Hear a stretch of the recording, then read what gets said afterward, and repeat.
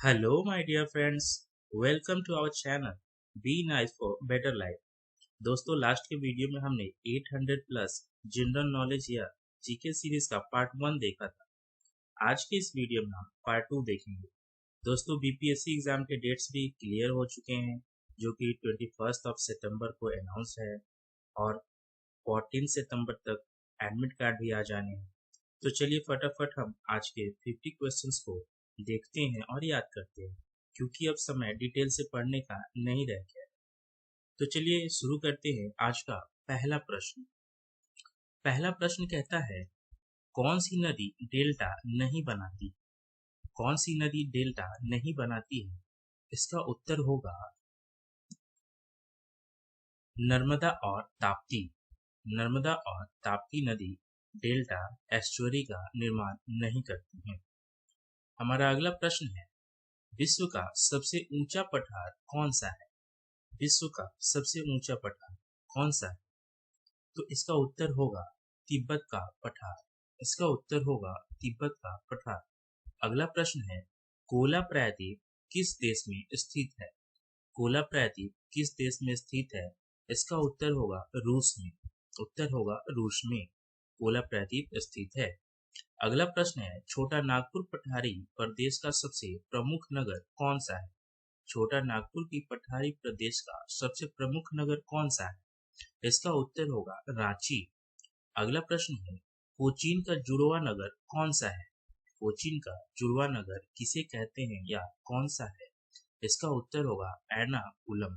इसका उत्तर होगा एर्नाकुलम। अगला प्रश्न है, विश्व का एकमात्र हिंदू राष्ट्र कौन सा है? विश्व का एकमात्र हिंदू राष्ट्र कौन सा है? इसका उत्तर होगा नेपाल। नेपाल जो कि विश्व का एक मात्र हिंदू राष्ट्र है। अगला प्रश्न है, पृथ्वी की अनुमानित आयु कितने वर्ष है? पृथ्वी की अनुमानित आयु कितने वर्ष है? इसका उत्तर होगा 400 करोड़ वर्ष। 400 करोड़ वर्ष पृथ्वी की अनुमानित आयु है। अगला प्रश्न है, 1902 में भारत की सबसे पहली जल विद्युत परियोजना कहाँ स्थापित की गई थी? 1902 में भारत की सबसे पहली जल विद्युत परियोजना कहाँ स्थापित की गई थी? तो इसका उत्तर होगा शिव समुद्रम में। इसका उत्तर होगा शिव समुद्रम में। हमारा अगला प्रश्न है, भारत में सर्वप्रथम कोयला उत्खनन किस स्थान पर प्रारंभ किया गया था? भारत में सर्वप्रथम कोयला उत्खनन किस स्थान पर प्रारंभ किया गया था? इसका उत्तर होगा रानीगंज में। इसका उत्तर होगा रानीगंज, जो कि वेस्ट बंगाल में पड़ता है। इसका उत्तर होगा रानीगंज। अगला प्रश्न है, कोलंबिया का पठार किस देश में स्थित है? कोलंबिया का पठार किस देश में स्थित है?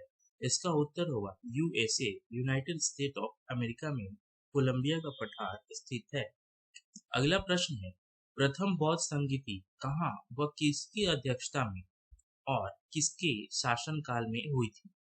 प्रश्न है, प्रथम बौद्ध संगीति कहाँ, किसकी अध्यक्षता में व किसके शासनकाल में हुई थी? इसका उत्तर होगा प्रथम बौद्ध संगीति राजगृह में महाकश्यप की अध्यक्षता में तथा उस समय अजातशत्रु के शासनकाल में हुई थी, 483 ईसा पूर्व। अगला प्रश्न है, द्वितीय बौद्ध संगीति कहाँ व किनकी अध्यक्षता में व किसके शासनकाल में हुई थी? द्वितीय बौद्ध संगीति। इसका उत्तर होगा द्वितीय बौद्ध संगीति वैशाली में सब्बा कामी की अध्यक्षता में और कालाशोक के शासनकाल में हुई थी, जो कि 383 ईसा पूर्व में हुई थी। अगला प्रश्न है, तृतीय बौद्ध संगीति कहाँ व किसकी अध्यक्षता व किसके शासनकाल में हुई थी? तृतीय बौद्ध संगीति के बारे में कह रहा है कि ये कहाँ पर और किनकी अध्यक्षता में और उस समय राजा कौन थे, किनके शासनकाल में हुई थी? इसका उत्तर होगा तृतीय बौद्ध संगीति पाटलिपुत्र में भोगलीपुत्र तीरथ की अध्यक्षता में तथा अशोक के शासनकाल में हुई थी, जो कि 251 ईसा पूर्व में संपन्न हुई। अगला प्रश्न है, चतुर्थ बौद्ध संगीति कहाँ व किसकी अध्यक्षता में और किसके शासनकाल में हुई थी? चतुर्थ बौद्ध संगीति। इसका उत्तर होगा चतुर्थ बौद्ध संगीति पाटलिपुत्रा में वसुमित्र और अश्वघोष की अध्यक्षता में तथा कनिष्क के शासनकाल में हुई थी। ये 72 ईस्वी में हुई थी। ये 72वीं ईस्वी में हुई थी। अगला प्रश्न है, बुद्ध चरित्र की रचना किसने की? बुद्ध चरित्र की रचना किसने की थी? इसका उत्तर होगा अश्वघोष ने। अश्वघोष ने बुद्ध चरित्र की रचना की थी। हमारा अगला प्रश्न है, महात्मा बुद्ध के घोड़े का नाम क्या था? महात्मा बुद्ध के घोड़े का नाम क्या था? इसका उत्तर होगा कंथक। कंथक जो है महात्मा बुद्ध के घोड़े का नाम था। अगला प्रश्न है, महावीर स्वामी का जन्म कहाँ हुआ था? महावीर स्वामी का जन्म कहाँ हुआ था? तो इसका उत्तर होगा कुंडल ग्राम में। महावीर स्वामी का जन्म कुंडल ग्राम में हुआ था। अगला प्रश्न है, महावीर स्वामी का कुल का नाम क्या था? महावीर स्वामी जिस कुल से आते थे उसका नाम पूछ रहा है कि महावीर स्वामी के कुल का नाम क्या था?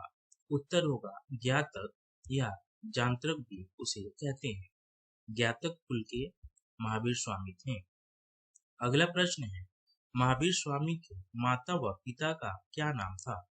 महावीर स्वामी के माता पिता का नाम क्या था? इसका उत्तर होगा माता का नाम त्रिशला व पिता का नाम सिद्धार्थ था। महावीर स्वामी के माता का नाम त्रिशला व पिता का नाम सिद्धार्थ था। अगला प्रश्न है, महावीर स्वामी का वास्तविक नाम क्या था?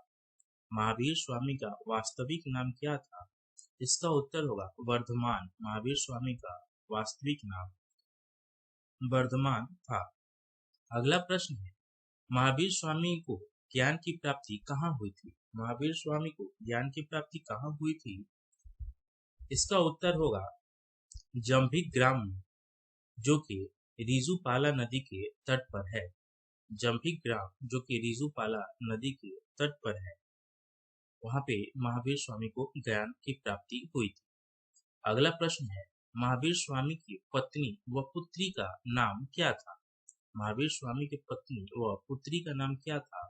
उत्तर होगा महावीर स्वामी की पत्नी का नाम यशोदा व पुत्री का नाम प्रियदर्शनी था। महावीर स्वामी की पत्नी का नाम यशोदा और पुत्री का नाम प्रियदर्शनी था। अगला प्रश्न है, जैन धर्म के प्रथम तीर्थंकर कौन थे? जैन धर्म के प्रथम तीर्थंकर कौन थे?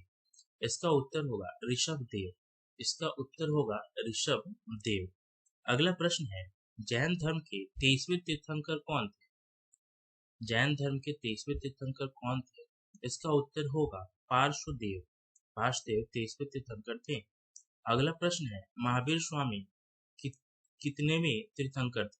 महावीर स्वामी कौनवें या कितनेवें तीर्थंकर थे? इसका उत्तर होगा वे 24वें व अंतिम तीर्थंकर थे।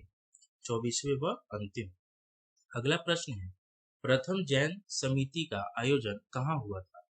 प्रथम जैन समिति का आयोजन कहाँ हुआ था? इसका उत्तर होगा पाटलिपुत्रा में प्रथम जैन समिति का आयोजन हुआ था। अगला प्रश्न है, प्रथम जैन समिति की अध्यक्षता वह किसके काल में हुआ था?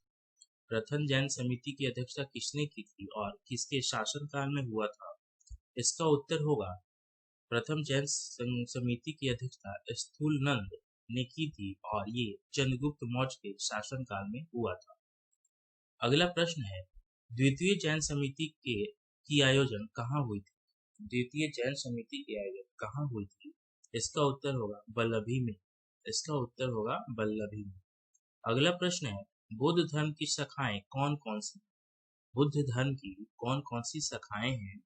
तो इसका उत्तर होगा हीनयान, महायान और वज्रयान। हीनयान, महायान और वज्रयान बुद्ध धर्म की 3 शाखाएं। अगला प्रश्न है, जैन धर्म के धर्म ग्रंथ का क्या नाम? जैन धर्म के धर्म ग्रंथ का क्या नाम है? इसका उत्तर होगा अंग, उपांग और प्रकीर्णक। जैन धर्म के धर्म ग्रंथ का नाम अंग, उपांग और प्रकीर्णक है। अगला प्रश्न है, जैन धर्म की प्रमुख शाखाएं कौन सी? जैन धर्म की प्रमुख शाखाएं कौन सी है?